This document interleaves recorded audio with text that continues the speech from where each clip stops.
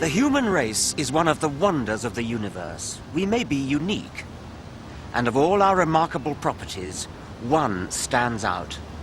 It is that we are restlessly drawn to ask questions like, why are we here?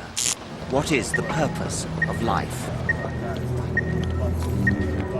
The great civilizations and cultures of the past came up with various answers, all unsatisfying, because they were made up rather than being properly investigated. So, can science come up with something better? I think so.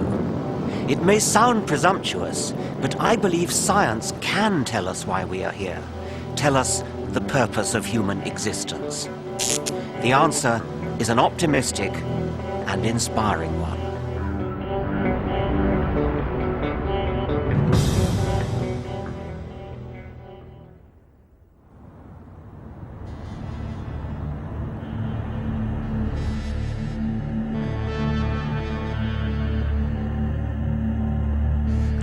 For most of the 500,000 years of human existence, we have been unable to answer the question of why we are here.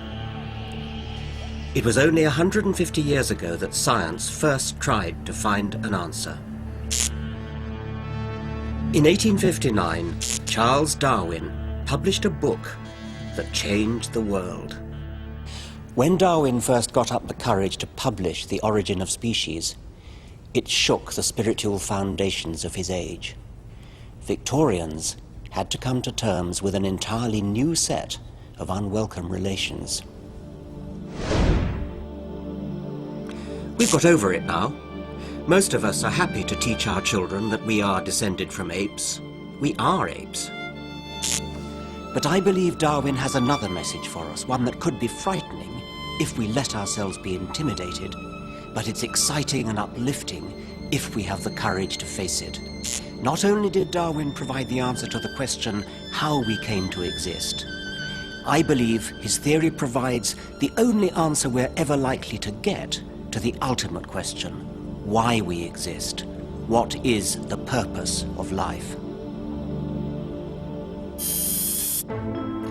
There are some 10 million species on Earth. The displays here at the Natural History Museum in Oxford represent only a tiny fraction of them. But before Darwin, no one knew how animals came to be so varied or so complex.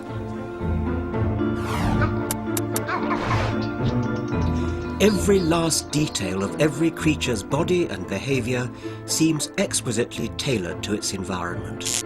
The platypus's webbed feet are built for efficient paddling, and its duck bill is a radar, electrically sensing its prey in the mud. As for the cheetah, its sleek and nimble body is a formidable machine for catching prey. For centuries, people tried to understand why animals were so perfectly equipped for their tasks. They assumed that there was only one explanation. The natural world was designed, and the designer was God.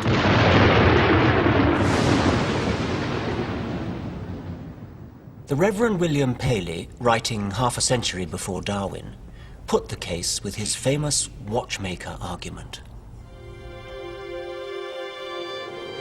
Imagine, Paley said, taking a walk on a heath. If you came across a rock, you wouldn't be surprised.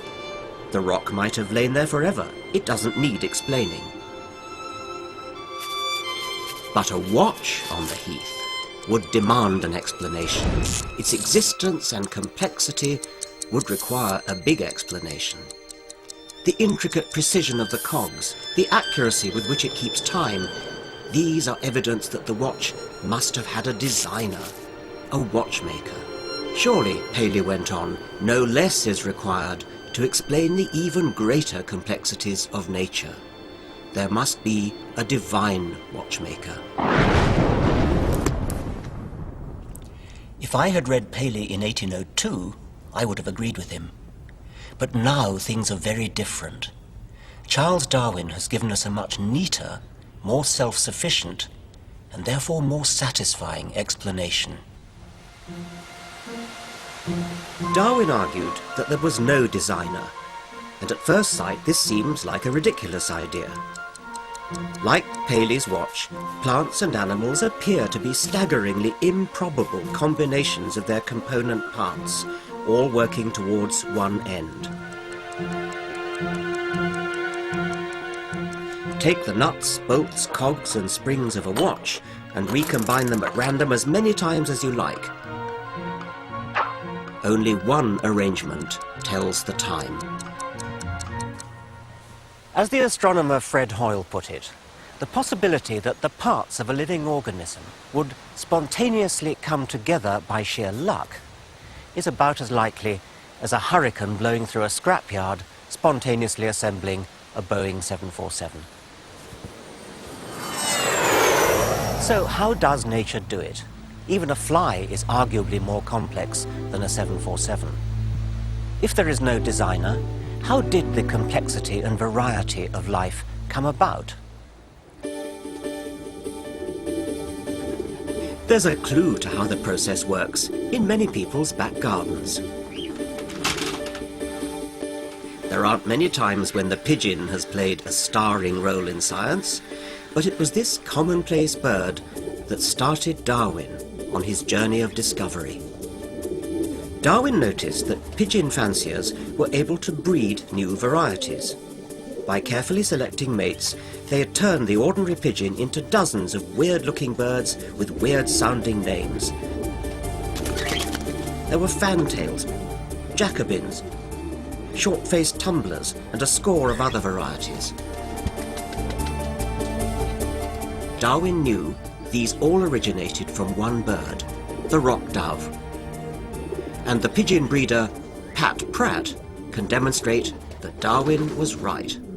If our fancy pigeons are allowed to breed as they like without any intervention at all from us, then in no time at all they will revert to this wild type. Usually the first or second crosses from our fancy pigeons will show some return to the drab blue colouring of the rock dove. The effort to create different types is called artificial selection. But perhaps, Darwin reasoned, a similar process could occur in the wild. But how could selection work in nature without a divine pigeon breeder to do the work?